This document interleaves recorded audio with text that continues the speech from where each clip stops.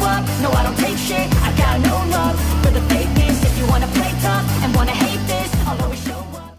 Halo sahabat YouTube semuanya, Assalamualaikum warahmatullahi wabarakatuh. Salam sejahtera untuk Anda semua. Seperti biasa nih teman-teman, sebelum berangkat bekerja, saya bahas dulu satu konsultasi atau satu pertanyaan dari sahabat viewers. Pertanyaannya masih berkaitan dengan proses gugatan cerai ini, pengadilan agama. 1 minggu ke belakang ini banyak banget pertanyaan-pertanyaan yang berkaitan dengan masalah gugatan perceraian di pengadilan agama. Mudah-mudahan sih teman-teman yang punya masalah rumah tangga bisa diselesaikan dengan baik-baik tanpa harus bercerai. Perceraian itu adalah pintu darurat yang terakhir. Namun kalau memang sudah tidak bisa dipertahankan karena darurat, ya maka mau tidak mau silahkan buka pintu darurat tersebut. Pertanyaan yang akan saya jawab seperti ini ya teman-teman, saya tampilkan dan saya bacakan. Bang mau tanya, upaya banding istri diterima hakim. Untuk proses selanjutnya gimana ya Bang? Tolong jawab dengan video ya Bang, secepatnya, terima kasih. Sebetulnya sudah sempat saya balas, saya komen sebentar atau sedikit. Beliau berkomentar lagi. Baik Bang, saya tunggu penjelasannya lewat video. Terus nasibnya suami gimana Bang? Apakah gugatannya ditolak dan akan rujuk kembali? Tolong dijawab secepatnya ya Bang, terima kasih. Baik, sahabat viewers semuanya, proses gugatan perceraian di pengadilan agama, ketika hakim sudah memutuskan putusan dari perkara atau dari gugatan cerai tersebut, maka pihak yang merasa tidak terima dengan putusan hakim dari pengadilan agama tersebut, dia memiliki hak untuk mengajukan upaya hukum banding. Upaya hukum banding tersebut diajukan ke Pengadilan Tinggi Agama yang berada biasanya di tiap-tiap ibu kota provinsi. Tapi pendaftaran upaya hukum bandingnya tetap diajukan ke pengadilan agama di mana pengadilan agama tersebut memutus perkara perceraiannya. Sebetulnya dari pertanyaan ini belum begitu detail ya. Ini siapa yang menggugatnya nih? Apakah suaminya atau istrinya? Kemudian bandingnya ini apakah upaya hukum banding atau mengajukan gugatan balik pada saat proses gugatan di pengadilan agama? Nah, oleh karena itu saya jawab dengan ilustrasi atau contoh kasus seperti ini nih ya. Seorang suami karena punya masalah rumah tangga dengan istrinya dan tidak dapat diselesaikan dengan baik-baik, dia mengajukan gugatan cerai ke pengadilan agama. Masuklah gugatan tersebut ke pengadilan agama, diproseslah oleh pengadilan agama. Kemudian pihak istrinya dipanggil melalui surat panggilan untuk menghadap di muka persidangan. Kemudian istrinya datang ke persidangan. Nah, pada saat keduanya datang tentu akan terlebih dahulu ditempuh mediasi. Suami istri ini disuruh mediasi dulu yang ditengahi oleh mediator atau hakim mediator.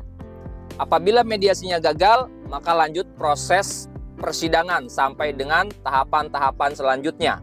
Pada saat diputus oleh pengadilan, oleh hakim, putusannya tersebut misalkan mengabulkan gugatan cerai. Dalam hal ini permohonan cerai talak dari suaminya.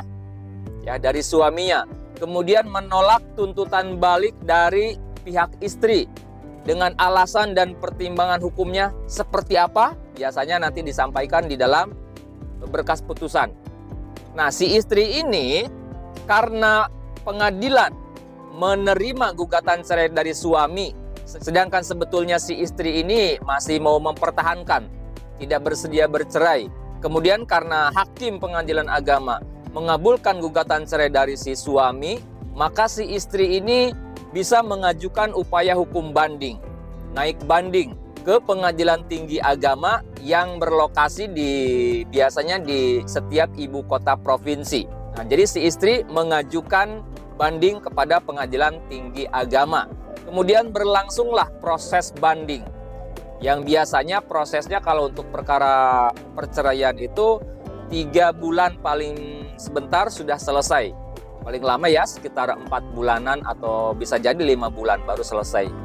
Kemudian putusan pengadilan tinggi agamanya atau putusan tingkat bandingnya ternyata menerima banding dari pihak istri. Nah, di sini seperti kasus ini.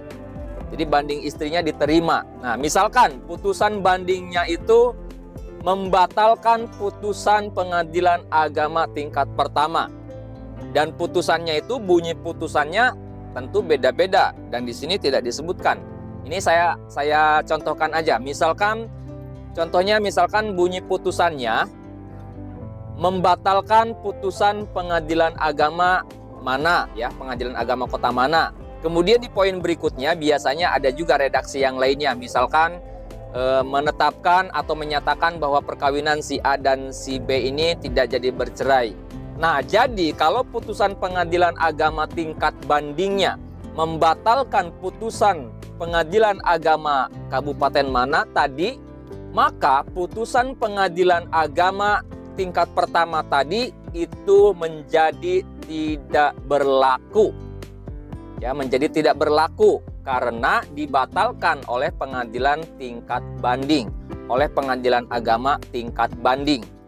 Nah, setelah putusan pengadilan agama tingkat banding itu keluar, terbit, dan ternyata putusannya itu membatalkan putusan pengadilan agama tingkat pertama, maka si suami ini ada dua pilihan. Yang pertama, kalau dia misalkan tidak terima dengan putusan tingkat banding, maka dia bisa mengajukan kasasi ke Mahkamah Agung dalam tempo waktu 14 hari sejak menerima putusan dari pengadilan tingkat banding. Kalau dia terima dengan putusan tingkat banding tersebut, maka secara otomatis putusan yang berlakunya adalah putusan pengadilan agama tingkat banding tadi yang membatalkan putusan pengadilan agama tingkat pertama. Berarti putusan pengadilan agamanya menjadi batal. Yang mana pengadilan agamanya menerima permohonan cerai talak dari seorang suami kepada istrinya tadi, kemudian mengizinkan suaminya untuk mentalak istrinya. Nah, putusan tersebut menjadi batal dan si suami dan si istri tadi masih tetap dalam ikatan perkawinan, dalam artian tidak jadi bercerai.